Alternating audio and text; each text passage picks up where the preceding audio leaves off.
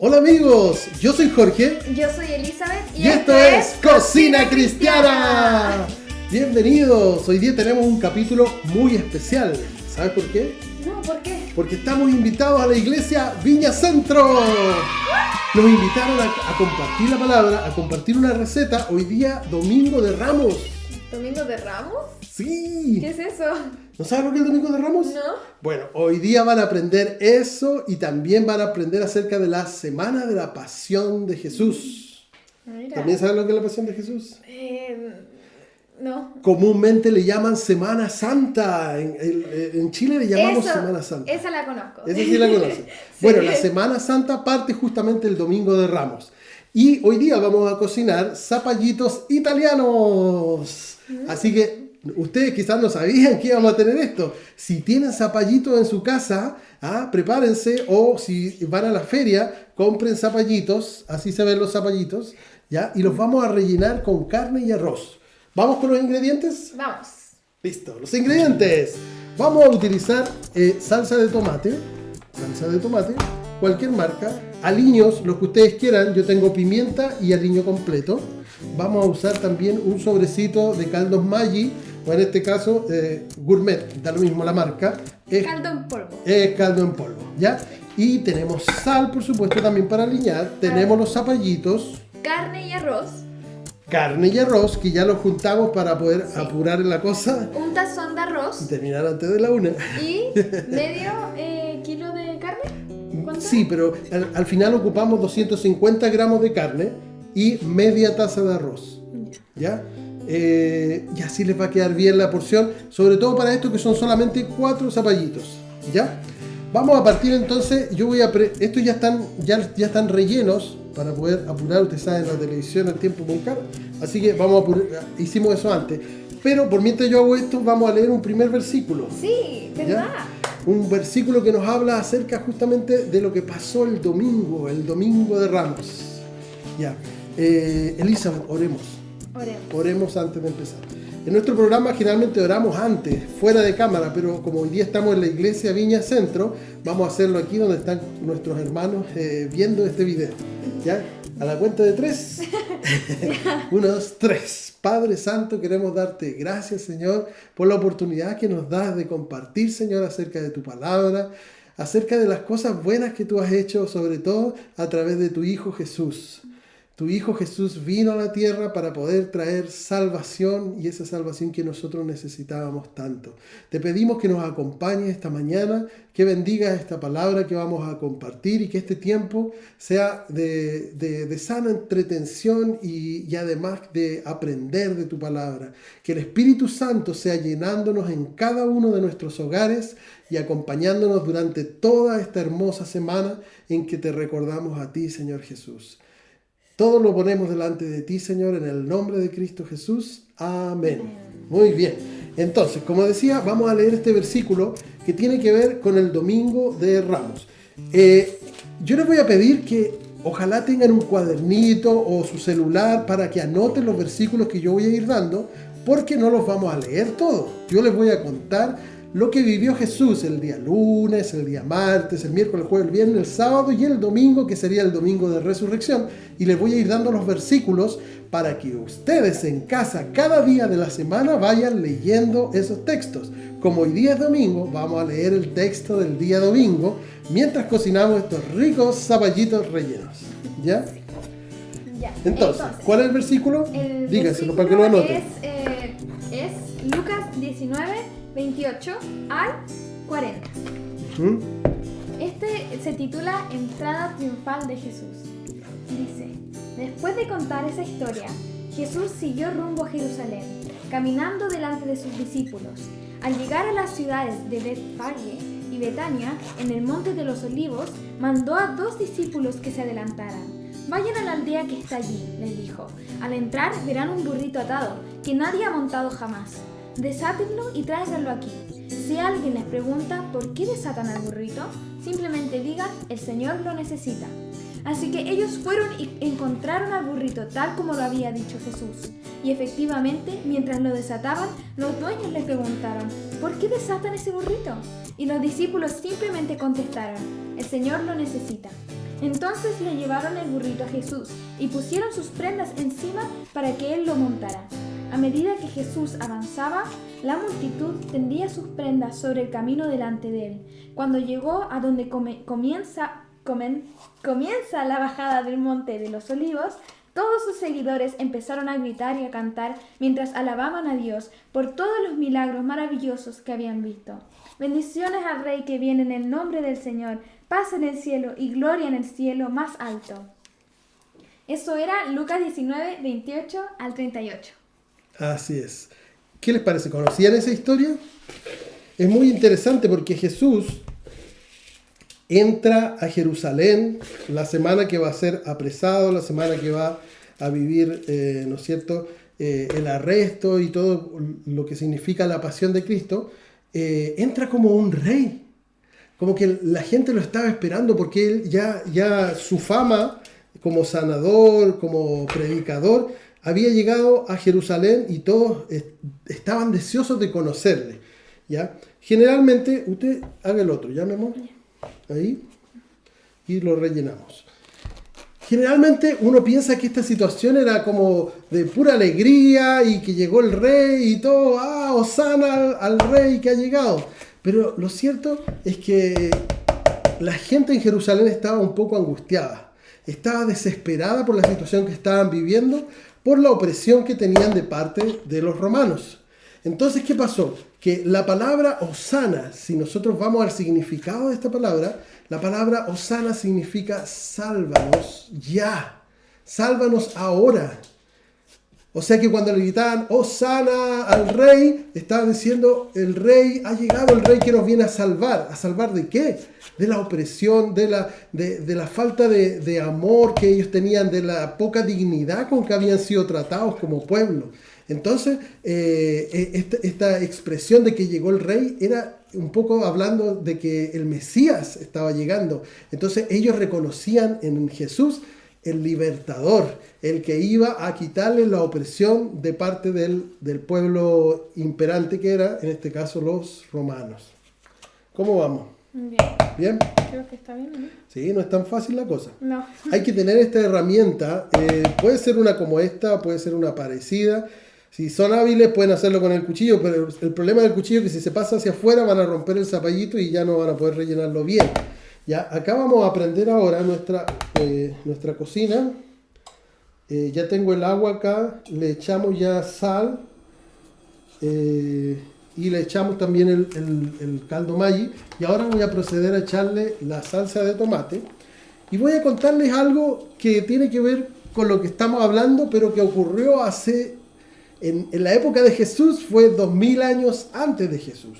¿Y por qué les voy a contar esto? Porque tiene directa relación con lo que estamos hablando. ¿Ustedes conocen el Monte Moriah? ¿Han escuchado hablar de él? Pueden, en el Facebook, pueden escribirme ahí si saben en qué lugar, dónde en la Biblia aparece el Monte Moriah, por mientras yo estoy echando esto aquí.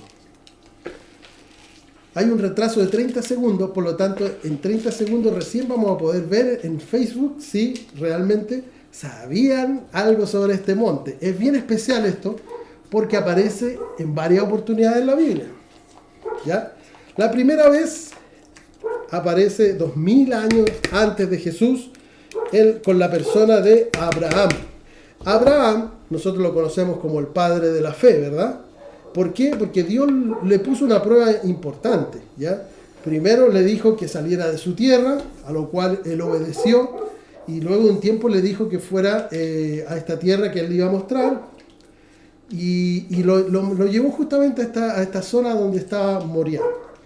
Y le dijo que iba a tener un hijo a su avanzada edad, ahí donde Sara, su esposa, como que no le creía mucho, se reía del tema, pero al final era verdad, y Abraham tuvo fe de que si Dios dijo, así iba a ser.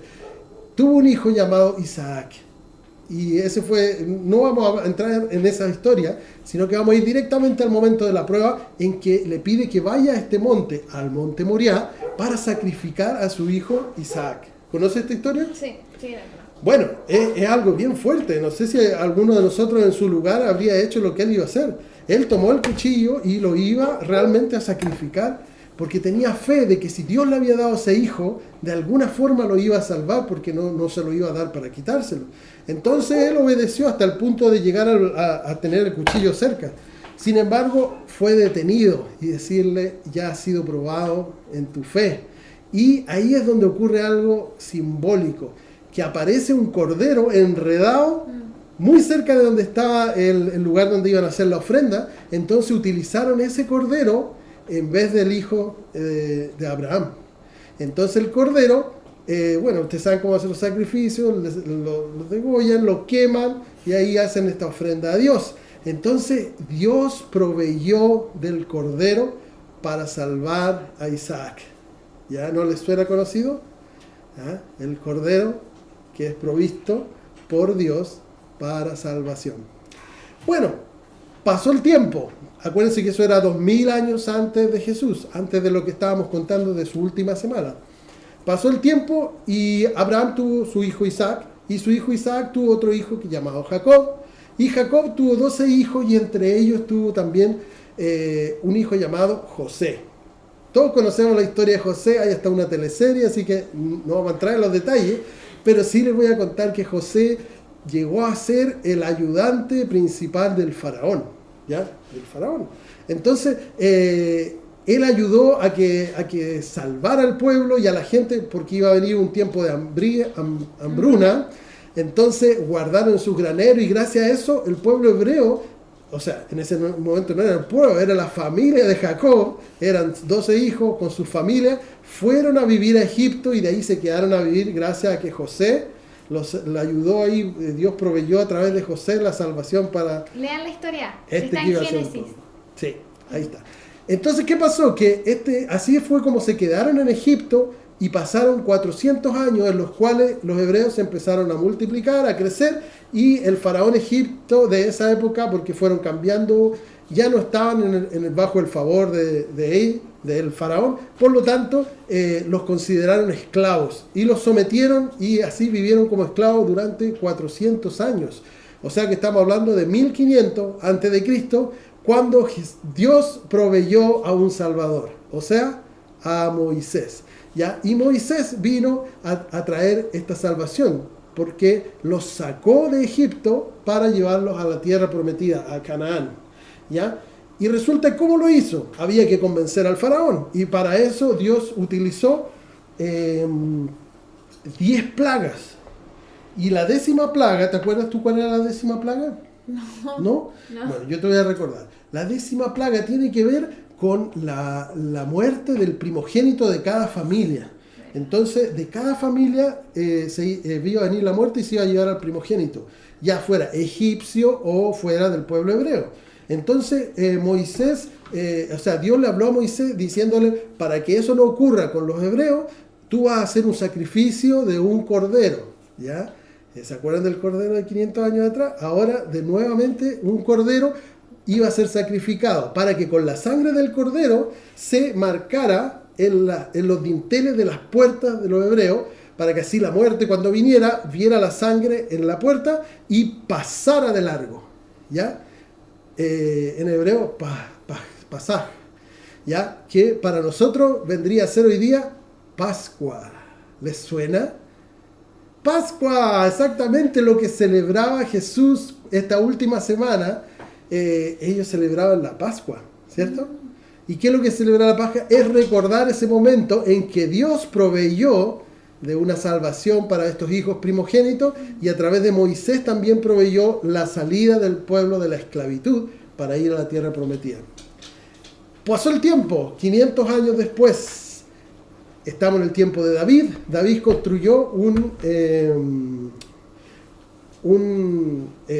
lugar de ofrenda, donde después su hijo Salomón iba a construir el templo. Vamos a revolver aquí porque se me queda la cuchara adentro, va a ser sopa de cuchara, mejor no. Entonces, listo.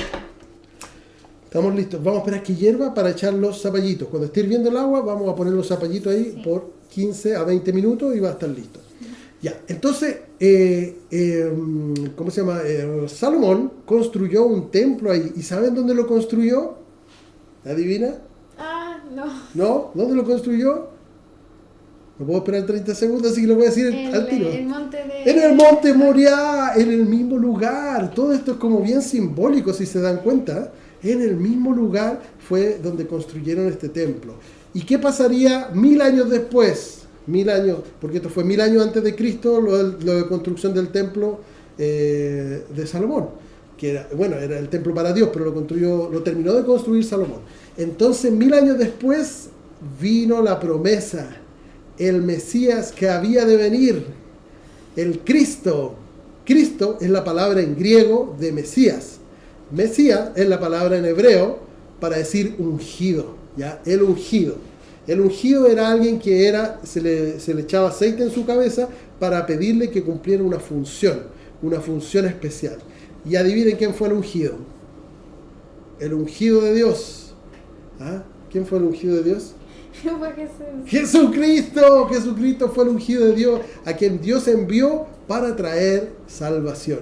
Esa misma salvación que le pedían la gente de Jerusalén cuando entró como un rey y gritaban ¡Hosana! El final na quiere decir como ahora. Osa, la primera parte quiere decir sálvanos, pero sálvanos ahora. Era con apremio que le gritaban ¡Hosana al rey! ¿Ya? Bueno, eso ocurrió el día lunes. El día domingo de Ramos. Así le llaman porque los que lo recibían sacaban ramas de los árboles y las ponían para que fuera pasando este burrito que nos leyó Elizabeth en el texto, este burrito que traía al ungido, o sea, a Jesucristo. Iban poniendo sus túnicas y lo recibieron de esa forma, el domingo de Ramos. Pasamos al día lunes. El día lunes fue un día en que Jesús fue con sus discípulos al templo. El templo que se encontraba en el monte Moriah. Muy bien, el templo que había construido Salomón hace mucho tiempo atrás, que después fue destruido en el año 500, un poco antes, 600 y tanto, y que fue reconstruido y que ahora estaba ahí. Jesús siempre que andaba en Jerusalén iba al templo, iba a la sinagoga y hablaba con la gente, les enseñaba. Y camino para allá, tempranito en la mañana supongo yo, le dio hambre porque Jesús también era un hombre encarnado, ya está hirviendo, así que vamos a echar nuestros zapallitos. Entonces Jesús le dio hambre, así como tenemos hambre nosotros. ¿Ustedes tienen hambre? Ojalá quedaran paraditos los zapallitos para que así no se les salga el arroz, ¿ya? Pero como esta era harta agua, empezaron a flotar como si fueran salvavidas. Ya, pero está bien la cosa, estamos bien. Muy bien. Lo ideal sería ponerle una tapita, pero no sé si tengo tapita para esta olla, así que dejémoslo así. Ya, vamos a subirle la intensidad a 8. ¿Y se va a dejar por 20 minutos? Sí, 20 minutos yo creo que va a estar bien. ¿Nos quedan 20 minutos? Sí, ya. Entonces continuamos con la enseñanza. El lunes iba camino al templo Jesús con sus discípulos y se encuentra que está muerto de hambre y a lo lejos ve una higuera frondosa con hojas verdes hermosas y dice, acerquémonos porque vamos a comer higos, ¿ya? Pero la gran decepción es que cuando llegaron al lado de la higuera resulta no tenía fruto, eran solamente hojas. Por lo tanto era un árbol que no daba frutos. ¿Ya? No es casualidad que haya ocurrido esto. Y ocurrió algo bien especial, o yo diría poco usual, ¿ya? Jesús maldijo esta higuera por no tener fruto. Y sus discípulos ahí quedaron pensando en esto. Y se fueron al templo. En el templo Jesús se encontró con que estaban los cambistas, estaban los comerciantes en el templo. En el templo que se supone que es casa de oración, casa de adoración. Sin embargo, estaban los cambistas y así que Jesús se molestó mucho porque el templo fue construido para adorar a Dios, para orar, no para hacer negocio, ni comercializar, ni nada de esto que están haciendo. Así que él volcó las mesas, algo también poco usual en la persona de Jesús. Volcó las mesas y les habló con una palabra de autoridad, diciéndole que esto era como una cueva de ladrones. ¿Ya? Si tiene su papelito ahí, anote el versículo que corresponde a esto, que sería Marcos 11:12. Ahí lea en Marcos 11:12. Marcos es uno de los evangelios. ¿Cuántos evangelios tenemos en el Nuevo Testamento? 4, ¿verdad? Estos 4 evangelios no fueron escritos todos al mismo tiempo, ¿ya? El primero en ser escrito fue el de Marcos, después se escribió el de Mateo, después el de Lucas y por último el de Juan. Entonces Marcos es el más antiguo, ¿ya? Así que varios de los textos que vamos a leer hoy día los vamos a leer de Marcos porque, bueno, si es el más antiguo debería ser el más cercano a lo que realmente ocurrió. Los otros tuvieron la posibilidad de leer el Evangelio de Marcos para recordar lo que ellos vivieron y anotarlo también. Todos los evangelios son muy valiosos porque se complementan en el relato, ¿verdad? Recordemos que los evangelios no es un relato histórico, no busca la historicidad, a excepción por Lucas, que él sí declara que lo hizo con tal de poner en orden los hechos que ya habían acontecido. Nosotros hoy día estamos tratando de ordenar a esta historia, aunque hay cosas que no se sabe exactamente, pero sí sabemos que el día lunes, después del domingo, él fue al templo y se encontró con estos cambistas. Jesús volvió con sus discípulos y eso fue lo que ocurrió el día lunes. El día martes, Jesús volvió a ir al templo, ¿ya? ¿Y saben lo que pasó? Le pidieron plata. Antes de eso, Se se volvió a encontrar con la higuera. ¿De Y ahí nuevo? sus discípulos le dijeron, oye, ¿esa no es la higuera que ayer el maestro maldijo? Y resulta que la higuera estaba seca. Esta historia fascinante que se encuentra en los evangelios nos habla de algo bien simbólico. Porque los fariseos, los saduceos, los encargados de la ley en Jerusalén eran como la higuera, que tenía mucha hoja, muchos trajes elegantes, pero en realidad no estaban dando frutos, al igual que la higuera. Y con eso nos está diciendo de que el árbol que no da frutos va a ser arrancado, va a ser secado. Mira, yo no lo había visto así. Sí, claro. Es muy interesante, ¿cómo se dice? Esta analogía. Esta analogía, esta simbología, diría yo. Bueno, eso, ahí me trajeron una tapita, excelente. Fuera de distraerme, me trajeron una tapita. Ya, ahora sí, vamos al día martes. El día martes, como les decía, volvió a pasar por la higuera y ahí Jesús aprovecha de enseñarle a sus discípulos que si ellos tienen fe, porque ellos estaban muy sorprendidos de que Jesús habló y dijo algo con su palabra y se hizo. Y él le dijo, oiga, si ustedes declaran con fe este monte y dicen a este monte, échate en el mar, el monte lo va a hacer. Tienen que pedir creyendo.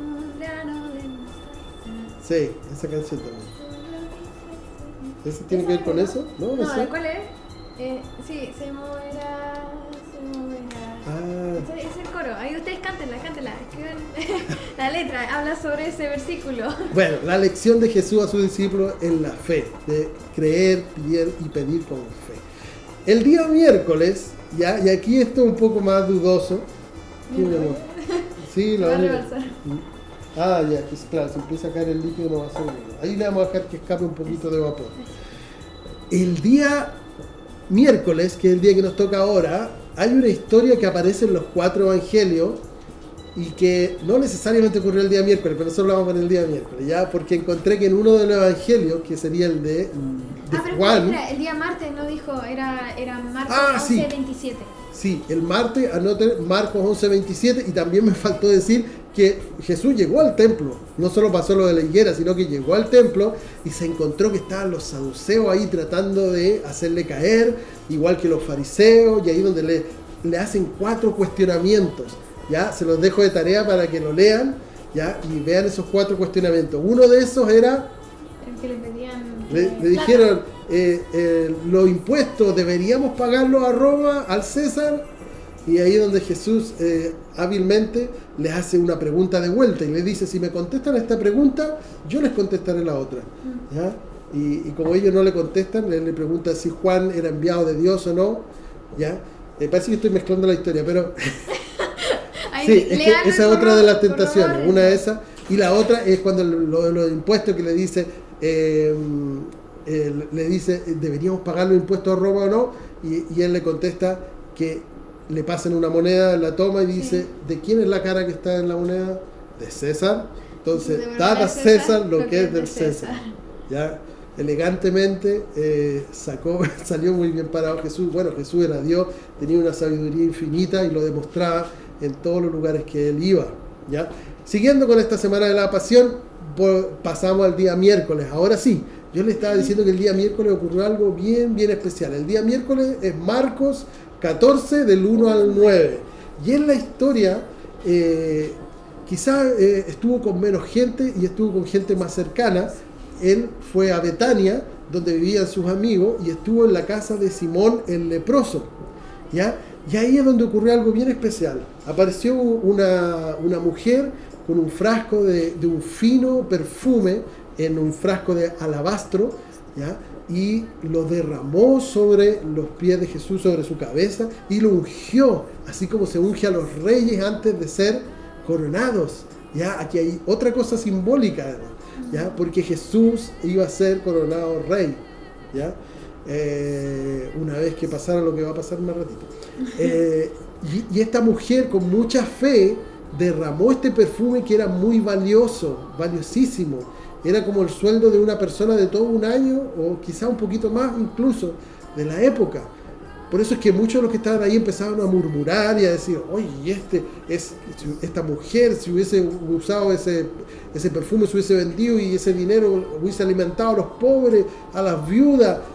Sin embargo, Jesús los detuvo y le dijo, oigan, lo que ella está haciendo es algo bueno, ¿ya? Y Jesús ya le había hablado de que iba a ser entregado, que iba a morir y que iba a resucitar. Entonces, de alguna manera, este perfume fue como esta unción que le dieron al cuerpo de Jesús, ¿ya? Eso ocurrió el día miércoles. Lean ustedes la historia completa. Vamos al día jueves. El día jueves es el día de la cena, ¿ya? Lucas 22:14. Exacto, lo que llaman comúnmente la última cena, ¿ya? En la última cena Jesús les dice, podríamos leer un pedacito porque me encanta. Jesús está contento de tener esta última cena con ellos. Les dice que ha esperado mucho tiempo para pasar la Pascua con ellos, ¿ya? Eso está en Lucas 22:14. Si nos puede leer un pedacito. Ya, yo por mientras voy a ordenar aquí un poco. Ya. Lucas 22:14. Sí. Hasta. Lea y ahí yo le digo. Ya. Cuando llegó la hora, Jesús y los apóstoles se sentaron juntos a la mesa. Jesús dijo, he tenido muchos deseos de comer esta Pascua con ustedes antes de que comiencen mis sufrimientos, pues ahora les digo que no volveré a comerla hasta que su significado se cumpla en el reino de Dios. Luego tomó en sus manos una copa de vino y le dio gracias a Dios por ella. Entonces dijo, tomen esto y repártanlo entre ustedes, pues no volveré a beber vino hasta que venga el reino de Dios. Tomó un poco de pan y dio gracias a Dios por él. Luego lo partió en trozos, lo dio a sus discípulos y dijo, esto es mi cuerpo, el cual es entregado por ustedes, hagan esto en memoria de mí. Después de la cena, tomó en sus manos otra copa de vino y dijo, esta copa es el nuevo pacto entre Dios y su pueblo, un acuerdo confirmado con mi sangre, la cual es derramada como sacrificio por ustedes. Pero aquí, en esta mesa, sentado entre nosotros como un amigo, está el hombre que me traicionará. Muy bien, hasta ahí. Eso sigue después.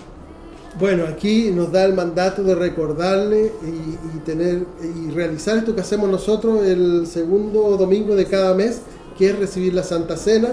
Y esto es para recordar justamente el sacrificio que hizo Jesús, en el cual Él voluntariamente entregó su cuerpo y vertió su sangre, tal como estos corderitos que hablamos antes, en el caso de Abraham, en el caso de Moisés, cuando el pueblo hebreo tuvo que sacrificar un corderito. Acá hay un nuevo cordero, el Cordero de Dios, que vendría a ser Jesús, que se entregó a sí mismo, ¿ya? Para traer esa salvación que anhelaba el pueblo con tanta desesperación. Ahora, el pueblo anhelaba una salvación militar. Entonces yo les iba diciendo de que el pueblo de Israel estaba en realidad esperando a alguien que los liberara del peso de la opresión que tenían de parte de los romanos. Entonces ellos no esperaban a un líder espiritual, sino que esperaban a un líder militar. Esto se debe a que si miramos el contexto, en ese entonces habían muchas guerras, habían muchas batallas y siempre habían muchos soldados, en especial soldados romanos. Entonces, ya que ellos estaban siendo oprimidos por estos guerreros, ellos esperaban a un guerrero que viniera a imponerse sobre todos ellos. Pero realmente Jesús cuando vino no hizo eso, ¿cierto? Él hizo algo completamente contrario a lo que ellos pensaban. Yo creo que Él los sorprendió a todos, incluso a Satanás. Él no esperaba que iba a salir con esto, ¿verdad? Sí. A pesar de que estaba escrito en las profecías de Isaías, ¿verdad? Pero bueno, primero vamos a hablar acerca de lo que pasó después de la lectura que hizo Elita recién. Después de la Santa Cena, uno de ellos que estaba, uno de sus cercanos, uno de los 12 discípulos fue el que lo iba a entregar. Claro, resulta que Jesús normalmente iba al Monte de los Olivos y ese día no fue diferente.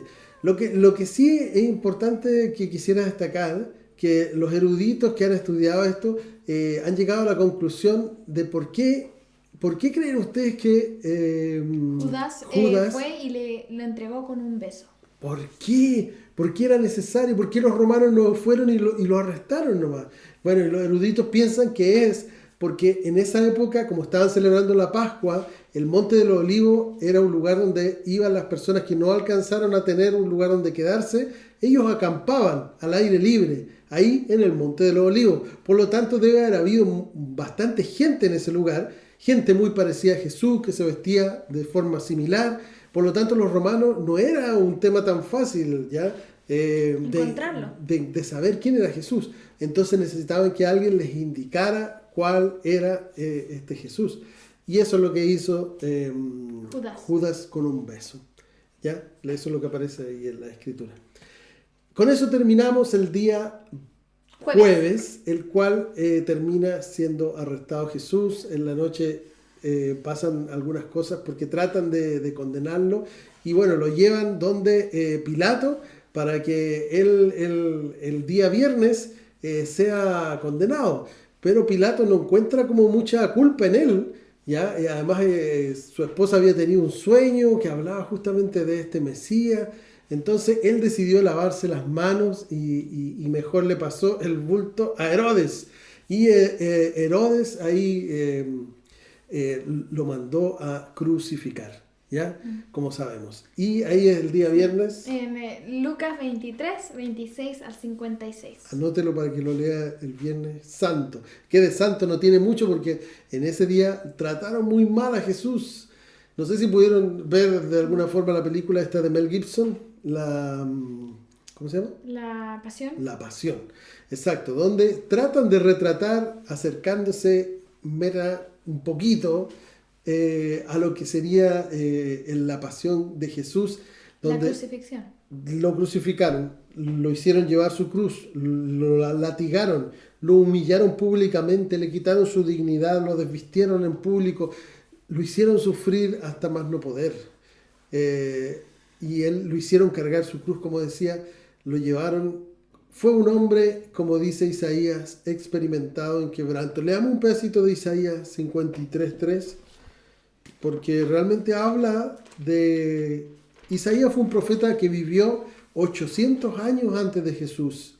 Y él, sin embargo, habló en nombre de Dios y dijo que iba a venir un Salvador. Pero no era un Salvador como lo esperaban ellos, un líder militar, sino que era un hombre humilde, un hombre... A ver qué es lo que dice en 53.3. En 53.3 dice: fue despreciado y rechazado, hombre de dolores, conocedor del dolor más profundo. Nosotros le dimos la espalda y desviamos la mirada. Fue despreciado y no nos importó. Sin embargo, fueron nuestras debilidades las que él cargó. Fueron nuestros dolores los que le agobiaron. Y pensamos que sus dificultades eran un castigo de Dios, un castigo por sus propios pecados. Pero él fue traspasado por nuestras rebeliones y aplastado por nuestros pecados. Fue golpeado para que nosotros estuviéramos en paz. Fue azotado para que pudiéramos ser sanados. Todos nosotros nos hemos extraviado como ovejas. Hemos dejado los caminos de Dios para seguir los nuestros. Sin embargo, el Señor puso sobre él los pecados de todos nosotros. Fue oprimido y tratado con crueldad. Sin embargo, no dijo ni una sola palabra. Como cordero fue llevado al matadero. Y como oveja en silencio ante sus tranquiladores, no abrió su boca. No sé si ustedes han visto cuando matan a un corderito, él no dice nada. ¿sí? Es muy diferente a un cabrito. Los cabritos, mi abuelo era agricultor y bueno, en el campo se usaba esto de los animalitos y ellos mismos. Y la oveja tiene esto de que el corderito no hace ningún alarido, ningún grito, nada. Por eso es que hay algo simbólico ahí en que Él se entregó para, como decía en Isaías, por nuestros pecados. Y aquí podemos ver la relación con lo que habíamos hablado al principio, el cordero, ¿cierto? El que se entrega como sacrificio. El cordero provisto por Dios. Dios mismo proveyó de este cordero inmolado para pagar los pecados de cada uno de nosotros. Bueno, y con eso terminamos el día viernes y pasamos el día sábado. En el día sábado no fue mucho lo que ocurrió, ¿ya? Porque ya estaba él en el sepulcro, por lo tanto no hay mucho que decir al respecto, pero sí podemos decir que los fariseos estaban muy preocupados porque conocían todas estas profecías, ¿ya? Entonces sabían que había una profecía de una resurrección al tercer día. Por lo tanto, fueron donde Pilato para decirle, oiga, existe esta profecía, hagan algo, y por eso pusieron un sello en la puerta y mandaron a soldados romanos para que vigilaran, ¿ya? Y con todo ese resguardo, ellos quedaron un poco más tranquilos. Eso fue lo que ocurrió el día sábado. Y el día domingo, que es el día de la victoria de Jesús. Marcos 16, 1 al 8. Léanlo ahí van a encontrar. Encontramos la resurrección de Cristo. Esto va a ocurrir, nosotros lo recordamos el próximo domingo, ¿verdad? La resurrección de Cristo. Cristo cumplió y todo lo que dijo era verdad. Lo que los profetas anunciaron era cierto. Cristo resucitó de los muertos. Y ahí se le apareció a unas mujeres y las mujeres corrieron a avisarle a los que estaban en casa y por supuesto ellos no creyeron mucho, pero Pedro tuvo la duda y partió para allá y efectivamente encontró que el sepulcro estaba abierto, estaba vacío. Exacto. Lo normal es que los muertos comunes y corrientes se tiraran en una fosa, que se en un lugar común, pero Jesús tenía seguidores que también tenían una buena situación, y en este caso un hombre llamado José de Arimatea proveyó de una sepultura un poco más, llamémosle ostentosa para la época. Era una cueva, una gruta donde se cerraba con una roca y ahí pusieron al cuerpo de Jesús, y ahí fue donde encontraron que esta roca había sido abierta. Los soldados que estaban ahí solamente vieron una gran luz y no sé, se desmayaron. Creo que se desmayaron. ¿Sí? Entonces no supieron qué pasó. Un ángel de Dios, el ángel de Jehová, fue ahí y salvó el día, digamos, movió la roca, y así fue como Jesús resucitó.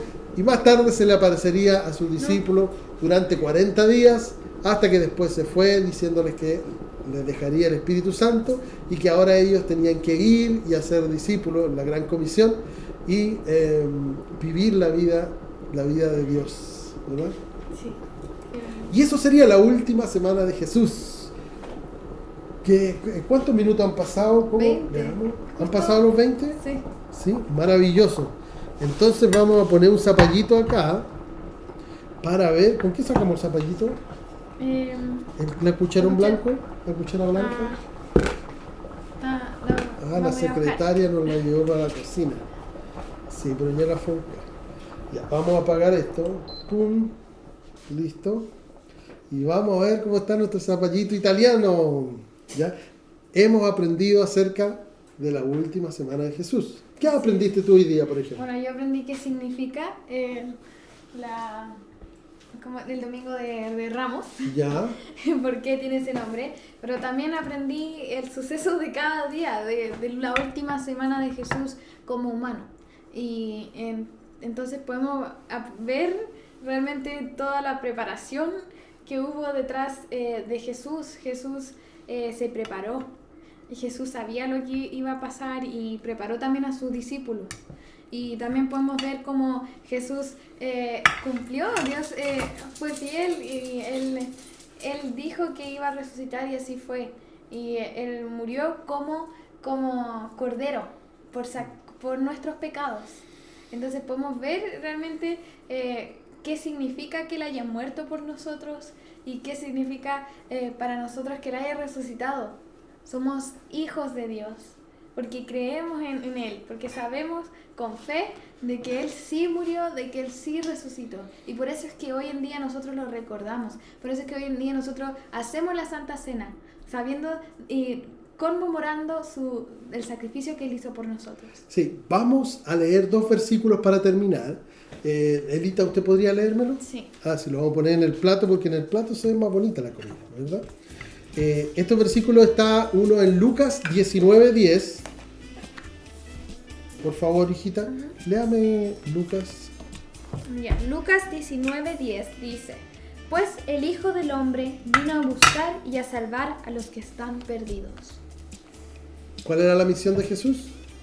Buscar y salvar a los que están perdidos. Exacto, y la única manera de poder salvarnos era a través de que Él pagara el precio que nosotros no podíamos pagar por nuestros pecados, ¿verdad? Tenía que ser un cordero santo, puro, sin mancha. Jesús vino a ser el cordero inmolado por nuestros pecados. Y por último leamos este otro versículo que está en Juan 12:24, donde Jesús le está hablando a sus discípulos acerca de por qué Él tenía que morir. Y ahí usa esta hermosa analogía que dice así: Les digo la verdad, el grano de trigo, a menos que sea sembrado en la tierra y muera, queda solo. Sin embargo, su muerte producirá muchos granos nuevos, una abundante cosecha de nuevas vidas. Qué simbolismo el que tienen estas poquitas palabras. Morir para dar mucho fruto. Jesús murió para dar un fruto eterno y que pudo llegar a todas las generaciones. Así como le prometieron a Abraham que iba a ser bendita toda su genealogía, su descendencia, y a través de esa descendencia a David y todos los que vinieron después, Jesús mismo y nosotros, hoy en día, poniendo nuestra fe en Jesús, recibimos esa salvación de forma gratuita. Es por gracia, no es por obra. Es solamente por poner nuestra fe en Jesús. Y con esto estamos terminando el capítulo del día de hoy. Saca más. No, es que un plato, esto es como emplatar. Esta es una porción para una persona. No lo vamos a probar delante de ustedes porque no queremos sacarle tanta pica. Ya pero viene la hora del almuerzo. Les contaremos de que probablemente va a estar muy rico esto. Que Dios les bendiga y gracias por la paciencia de acompañarnos mientras cocinábamos. Y cualquier duda pueden comunicarse con nosotros porque estamos para servirles, y ojalá me hagan caso esto de leer los versículos que les di cada día de la semana, para que así acompañen en esta Semana Santa, en esta semana de pasión en la cual Jesús se entregó por amor y se entregó voluntariamente. Bueno, así que nos vemos. Nos vemos. Adiós. Adiós.